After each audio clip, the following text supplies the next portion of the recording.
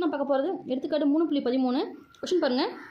P, Q, R ஆகியவை விகிதமுறு எண்கள் எனில் x² - 2px + p² - q² + 2qr = r² = 0 எனும் சமன்பாட்டின் மூலங்கள் விகிதமுறு எண்களாகும் என காட்டுக.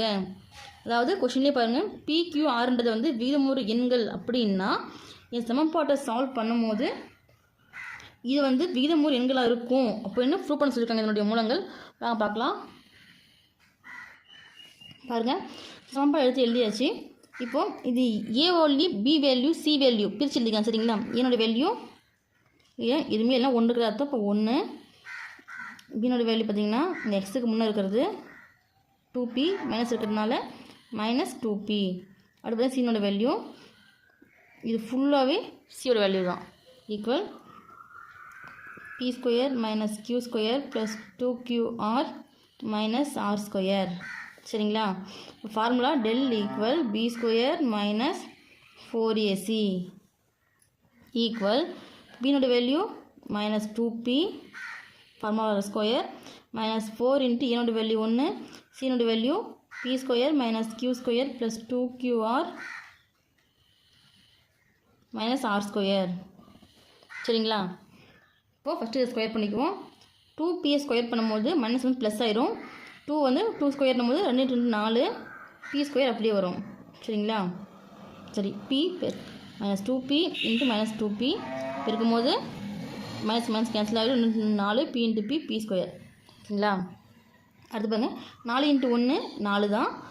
அதே 4 × p² அப்படின்னும் போது ப்ளஸ் இருக்குது மைனஸ் இருக்குது, -4p².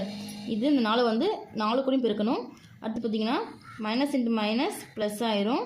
4 × q² 4q². அடுத்து ப்ளஸ் × மைனஸ் 4 × 2qrன்னும் போது 2 இருக்குது 4 இருக்குது பெருக்கும் போது 8. இது qr அப்படியே வரும். அடுத்து -× ப்ளஸ்ஸு 4 × r² 4r². சரிங்களா? இந்த ப்ளஸ் p²க்கும் -4p² கேன்சல் ஆகிடும்.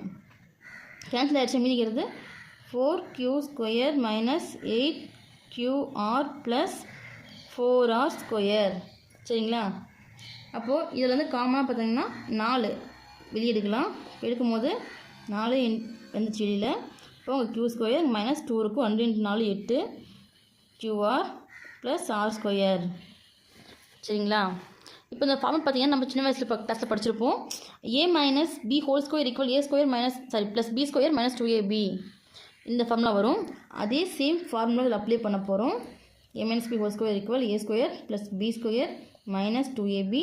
இப்போ இது இந்த ஃபார்மேட்டில் இது இருக்குது. இது இந்த ஃபார்மேட்டில் எழுத போகிறோம். சரிங்களா? இப்போ எழுதும் போது 4 அப்படியே இருக்கும். அப்போது ஏன்ற தவிர என்ன இருக்குது? q இருக்குது. அப்போ q மைனஸ் பீன்ற தவிர என்ன இருக்குது? r இருக்குது. இப்போ r². சரிங்களா? அப்போது இங்கே ஸ்கொயர் இருக்குது. இது ஒரு ஃபார்முலேஷன் கொண்டு வரும்போது இந்த 4 பாருங்கள் 2 ஸ்கொயர் எழுதிக்கலாம். 2 × 4 அப்போ 2² - q - r². இப்போ ஸ்கொயர் காமனாக இருக்கிறதுனால 2 × q - r² அப்படின்னு எழுதிக்குவோம். சரிங்களா?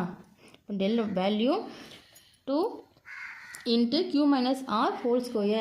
இப்போ ஸ்கொயர்னு வந்துச்சுனாவே இது வந்து வர்க்கம் தான். ஓகேங்களா? அப்போது therefore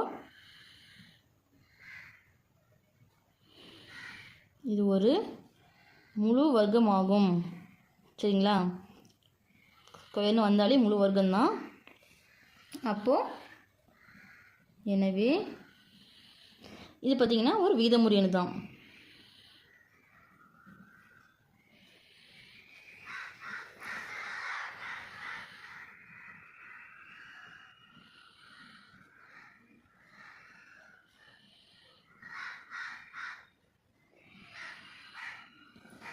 ஓகேங்களா? ஓகே ஸ்டூடெண்ட்ஸ், இந்த வீடியோ உங்களுக்கு பிடிச்சிருந்தா லைக் பண்ணுங்கள், ஷேர் பண்ணுங்கள், மறக்காமல் கமெண்ட் பண்ணுங்கள்.